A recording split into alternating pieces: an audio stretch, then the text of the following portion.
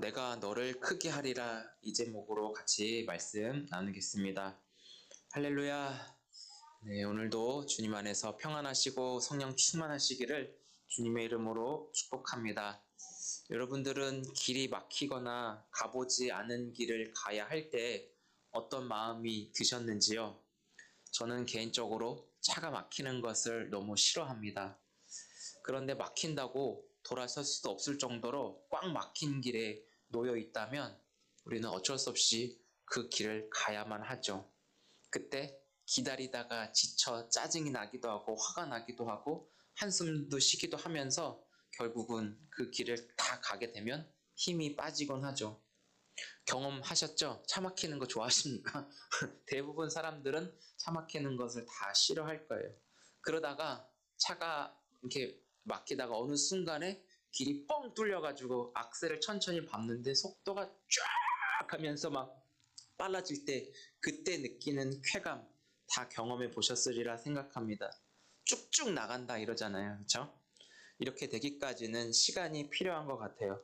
근데 오늘 우리가 여호수아 3장을 읽으면서 기다리고 기다렸던 약속의 땅으로 가는 그 여정이 시작이 되는 것을 보게 돼요. 오랫동안 이렇게 기다리고 준비하는 그 과정 속에서 이제는 간다라고 했을 때 그 이스라엘 백성들의 심정이 느껴지게 됩니다. 하나님은 여호수아를 준비시켜 주셨어요. 지도자로서 기름 부어 주시고 말씀하여 주셔서 지도자들에게 인정받고 신이 얻기까지 기다림이 있었습니다. 결국 하나님은 여호수아에게 일어나서 움직일 수 있도록 친히 말씀하시고 제사장들을 준비시켜 언약궤까지 같이 할 수 있게 하셨다고 말씀하고 있습니다. 계속 여호수아를 향하여서 이 부분이 많이 떠오르는 거예요. 강하고 담대하라. 내가 너와 함께 할 것이다. 두려워하지 말아라. 놀라지 말라.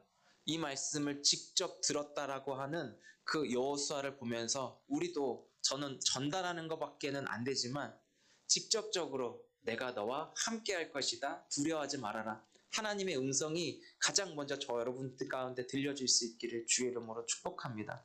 이거 그냥 성경에 적혀 있으니까는 그냥 읽고 끝나는 것이 아니라 기도하면서도 그렇고 일상에서도 내가 하나님 안에 머물고 있다라는 생각을 가지고 내가 너와 함께하고 있다라고 하는 하나님의 음성이 들려질 때 그것만큼 확신과 그것만큼 큰 자부심, 자신감도 없을 거라 생각하는데 그런 음성 날마다 들으실 수 있기를 축복합니다. 내가 너와 함께하겠다. 저는 전달하는 사람밖에 안 되지만 그 전달하는 사람이 이야기를 들었을 때 성령께서 이 내면에서 다시 한번 말씀해 주시는 그 은혜가 있어요. 사랑하는 누구누구야, 내가 너와 함께 할 것이다 라고 하는 거기서 말씀과 믿음과 그리고 그 의지하는 나 모든 것이 연합되어서 잘 충만한 가운데 출발을 하게 되는 것이죠. 그래서 이런 은혜가 필요하고 이렇게 하나님이 함께 하신다고 하는데 믿어지지 않거나 함께 한다고 느껴지지 않을 때 우리가 하는 것이 바로 기도하는 거예요. 이런 거를 가지고 그 말씀하셨는데 하나님이 이루신다고 하셨는데 다른 사람들한테는 하나님이 행하셨는데 왜 나한테는? 그래서 우리가 기도하는 거예요. 이런 기도가 이제 하나하나씩 성경적인 기도라고 하는데 하나하나씩 이런 기도가 되어지는 저 여러분이 될 수 있기를 축복합니다. 하나님이 함께 하신다고 할 때 오늘 여호수아 이 3장에서 나타나는 특징이 있는데 한번 7절을 같이 한번 읽어보겠습니다. 한번 좀 넘겨주실래요? 7절 같이 한번 읽어보겠습니다. 시작. 여호와께서 여호수아에게 이르시되 내 목전에서 크게 하여 내가 모세와 함께 있었던 것 같이 너와 함께 있는 것을 그들이 알게 하리라. 아멘. 다시 한번 읽어줄게요. 여호와께서 여호수아에게 이르시되 내 목전에서 크게 하여 내가 모세와 함께 있었던 것 같이 너와 함께 있는 것을 그들이 알게 하리라. 아멘. 근데 이 말씀이 이미 앞에서 한번 나왔는데 혹시 기억나시나요? 누가 여호수아에게 이 얘기를 했어요. 우리 한번 1장 17절도 한번 보겠습니다. 같이 한번 읽어보시죠. 시작. 우리는 범사에 모세에게 순종한 것 같이 당신에게 순종하려니와 오직 당신의 하나님 여호와께서 모세와 함께 계시던 것 같이 당신과 함께 계시기를 원하나이다. 그다음에 이 정도면 여호수아에게 하나님이 굳히기를 한 거예요. 야, 내가 너와 함께 할 거니까 어떤 상황이 놓여 있고 네 눈앞에 뭐가 있다 할지라도 두려워하거나 염려하지 마라고 하는 그 확신들, 우리가 성경에서 가장 핵심적으로 위로가 되고 가장 창세기부터 계시록까지 핵심적으로 하나님이 주시는 말씀이 있다면 내가 너와 함께 할 거라고는 임마누엘이죠. 창세기도 보면 요셉을 통해서 하나님이 함께 하신다고 말씀하고 있고 예수님이 오실 때가 딱 중간이거든요. 예수님은 임마누엘이라고 이미 자신의 별명이 임마누엘이라고 하나님 우리와 함께 하시겠다는 그 이름으로 이렇게 오시거든요.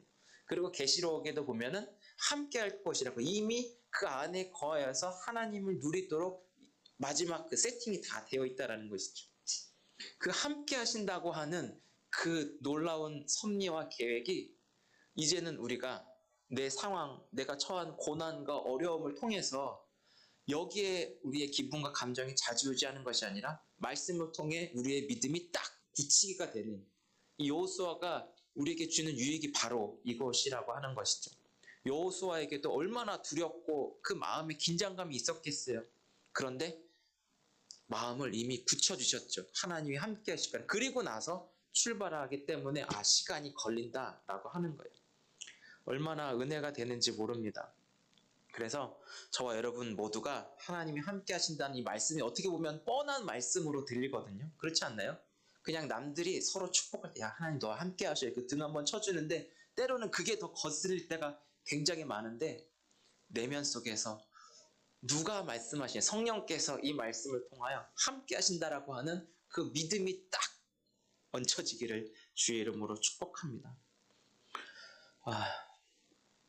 내가 하나님과 함께하는 사람이라고 여호수아를 통해 하나님이 드러내 주셨다라는 거. 저는 오늘 이거를 저 여러분들이 좀 같이 나누고 싶다라는 거예요.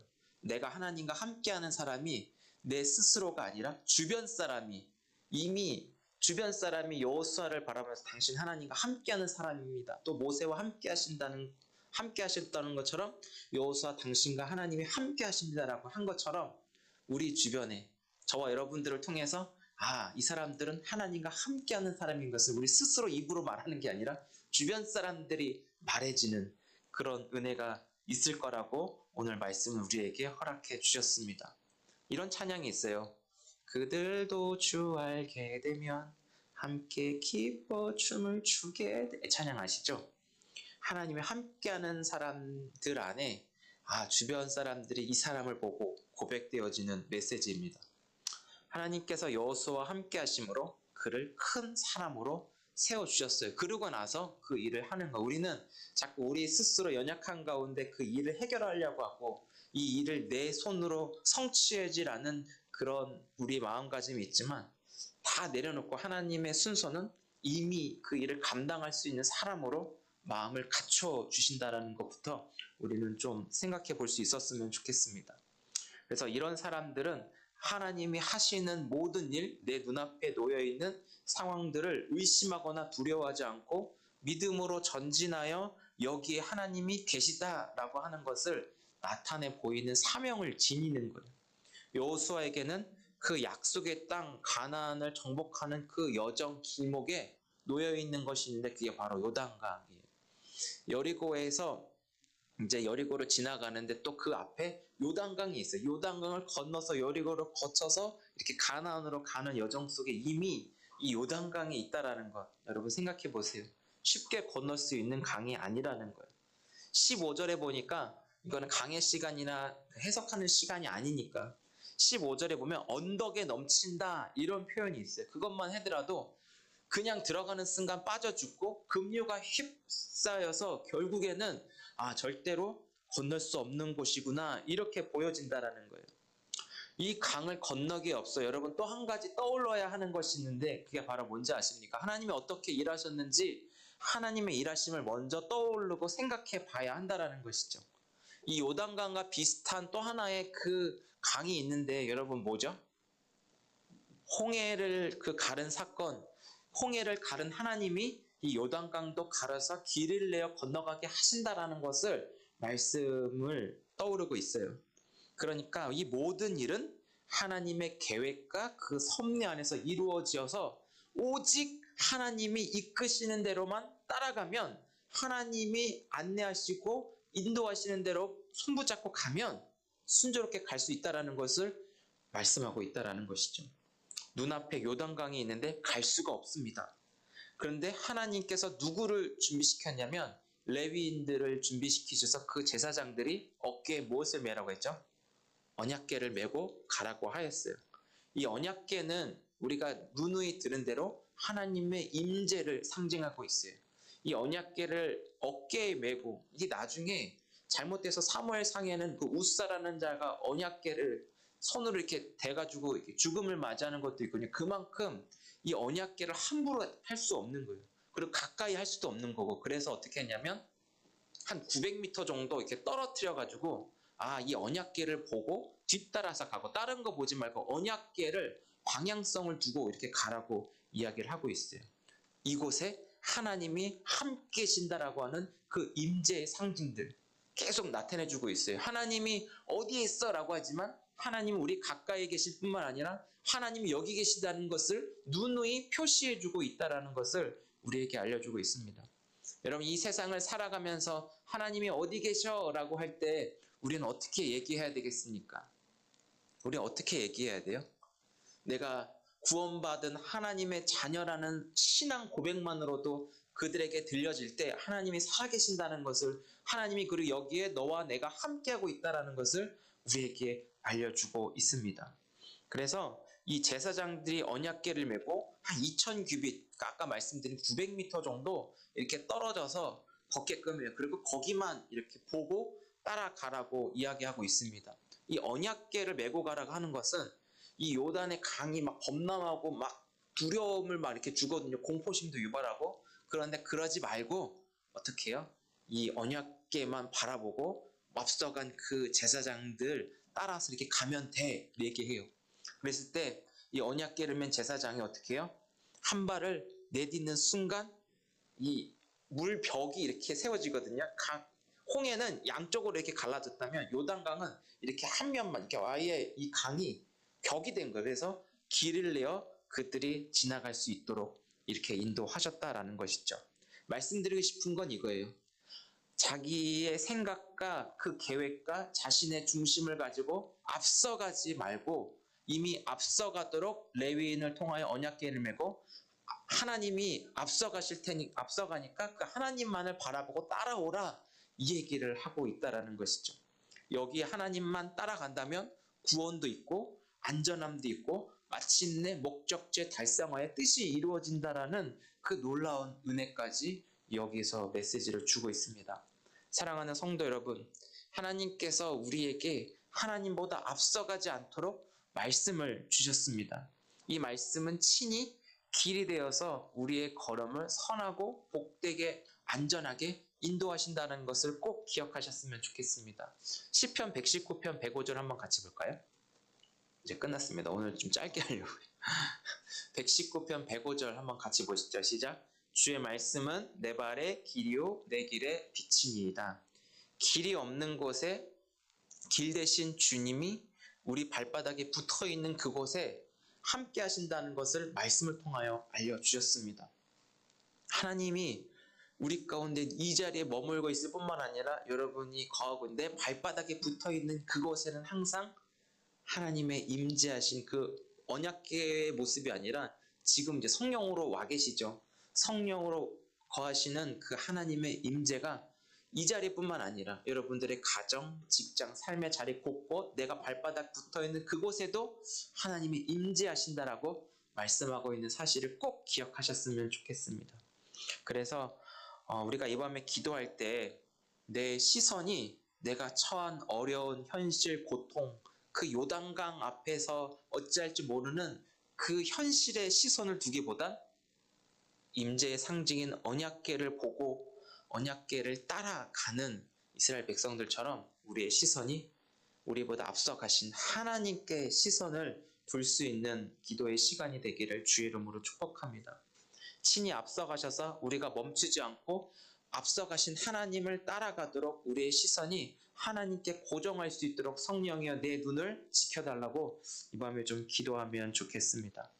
그리고 나와 함께 하신다라고 약속하신 그 하나님의 그 말씀이 이제는 내가 내 입으로 떠드는 것이 아니라 주변 사람들이 내가 하나님과 함께하는 사람이라는 것을 주변 사람 입술을 통하여 내 귀에 들려지게 하여 주옵소서.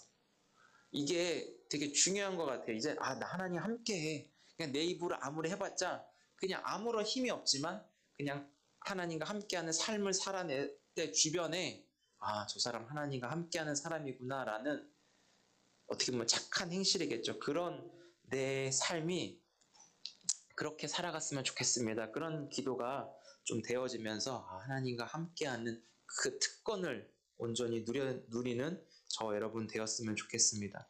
이런 기도 제목이 오늘로 끝나는 것이 아니라 저와 여러분들이 이 시대의 여호수아처럼 하나님이 크게 세우셔서 큰 사람으로 하나님의 뜻을 이루는 우리 모두가 되기를 기대하는 마음으로 말씀에 의지해서 기도할 수 있는 이 밤이 되기를 축복합니다.